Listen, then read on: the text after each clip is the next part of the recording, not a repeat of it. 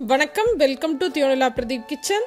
இன்னைக்கு நம்ம பார்க்க போற ரெசிபி ரிச்சான நல்ல கிரீமியான பன்னீர் பட்டர் மசாலா. இந்த பன்னீர் பட்டர் மசாலா செய்ய தேவையான பொருட்கள்லாம் என்னன்னு பார்க்கலாம். இப்போ இந்த பன்னீர் பட்டர் மசாலா பண்றதுக்கு ஒரு பேன்ல 1 டேபிள் ஸ்பூன் அளவு வெண்ணெயை உருக்கிக்கலாம்.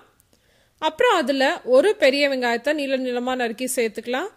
சேர்த்துட்டு தேவையான அளவு உப்பு சேர்த்துட்டு வெங்காயத்தை வந்து டிரான்ஸ்பரண்ட் ஆகிற வரைக்கும் மட்டும் வதக்கினா போதும், ரொம்ப வதக்கணும்னு தேவையில்ல. வெங்காயம் இந்த மாதிரி வதங்கினதுக்கு அப்புறமா அதில் வந்து ஒரு 15லேருந்து 20 முந்திரி பருப்பு சேர்க்கணும். இது வந்து சேர்க்காம பண்ணாலும் நல்லா தான் இருக்கும். ஆனால் வந்து ரெஸ்டாரண்ட் ஸ்டைலில் அதே டேஸ்ட் வரணும் அப்படின்னா இந்த மாதிரி நீங்கள் சேர்த்திங்கன்னா தான் நல்லாயிருக்கும். அடுத்து இதில் வந்து 2 டேபிள் ஸ்பூன் அளவு காஷ்மீரி மிளகாய்த்தூள், 1/4 டீஸ்பூன் அளவு கரம் மசாலா சேர்த்துருக்கேன். காஷ்மீரி மிளகாய் தூளா இருந்துச்சுன்னா மட்டும் 2 டேபிள் ஸ்பூன் சேர்த்துக்கோங்க. சாதா மிளகாய் தூளா இருந்துச்சுன்னா ரொம்ப கம்மியாகவே சேர்த்துக்கோங்க. அடுத்து இதில் வந்து இஞ்சி பூண்டு விழுது சேர்த்துருக்கேன். ஆக்சுவலாக வந்து பூண்டு மட்டும் சேர்த்தாவே போதும். அன்னைக்கு வந்து நான் முன்னாடியே பூண்டு சேர்க்க மறந்துட்டேன், அதனால இப்போ வந்து இஞ்சி பூண்டு விழுது சேர்க்குறேன். ஆனால் இஞ்சி பூண்டு விழுது சேர்த்திங்கன்னா லைட்டாக மைல்டாக ஃப்ளேவர் மாறும்.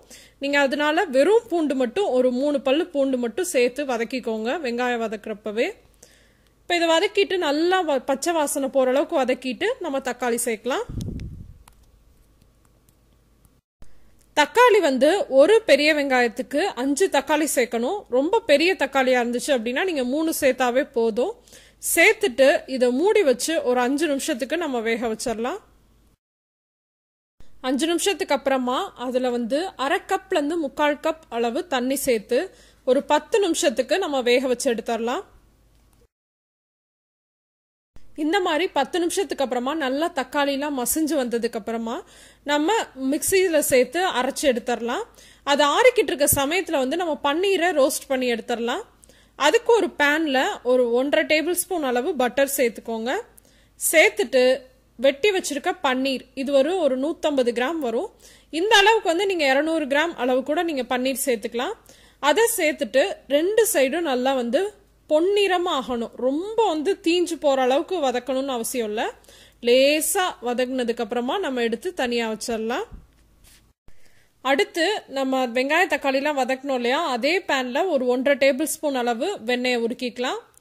அதுல வந்து நம்ம மிக்சியில அரைக்க சொன்னிருந்தேன்ல, அதை நல்லா பேஸ்டா அரைச்சு வச்சிருக்கேன். அதை சேர்க்கறதுக்கு முன்னாடி வடிகட்டி நம்ம சேர்த்துக்க போறோம். எதனால அப்படின்னா எப்பயுமே பன்னீர் பட்டர் மசாலா, பட்டர் சிக்கன் இது மாதிரிலாம் செய்யறப்ப கிரேவி வந்து நல்லா ஸ்மூத்தா இருக்கணும். அதனால வந்து நம்ம இதை வடிகட்டி சேர்த்துக்கலாம்.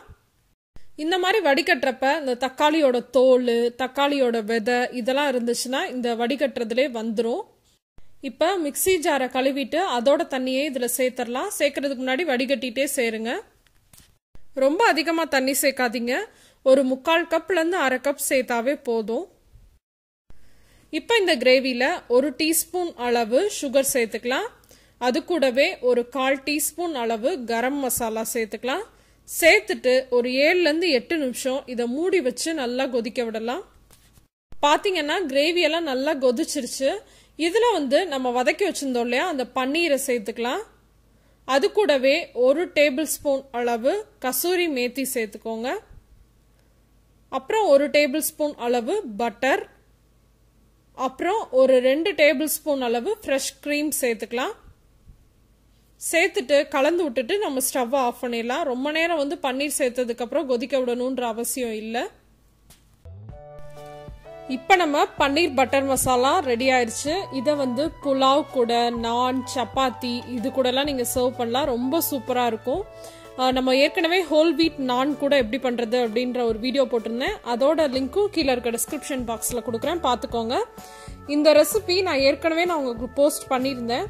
ஆனால் எப்பயுமே ஒரு ரெசிபியை விட இன்னொரு ரெசிபி டேஸ்டாக இருக்குது அப்படின்றப்ப அதை அவங்க கூட ஷேர் பண்ணுறதுல தப்பே இல்லை. அப்படின்றனால இந்த ரெஸ்டாரண்ட் ஸ்டைல் பன்னீர் பட்டர் மசாலாவை நான் அவங்க கூட ஷேர் பண்ணியிருக்கேன். ஏன்னா இதோட டேஸ்ட் வந்து அப்படியே வந்து ரெஸ்டாரண்ட்டில் சாப்பிட்ற ஃபீல் வந்து எனக்கு கொடுத்துச்சு. இந்த ரெசிபி உங்களுக்கு பிடிச்சிருந்துச்சுன்னா லைக் பண்ணுங்க, உங்க ஃப்ரெண்ட்ஸ் கூட ஷேர் பண்ணுங்க. இன்னொரு இன்ட்ரெஸ்டிங்கான வீடியோவோட உங்கள் எல்லாரையும் சந்திக்கிறேன். அதுவரை உங்களிடமிருந்து விடைபெறுவது உங்கள் தியோனிலா பிரதீப். தேங்க்யூ.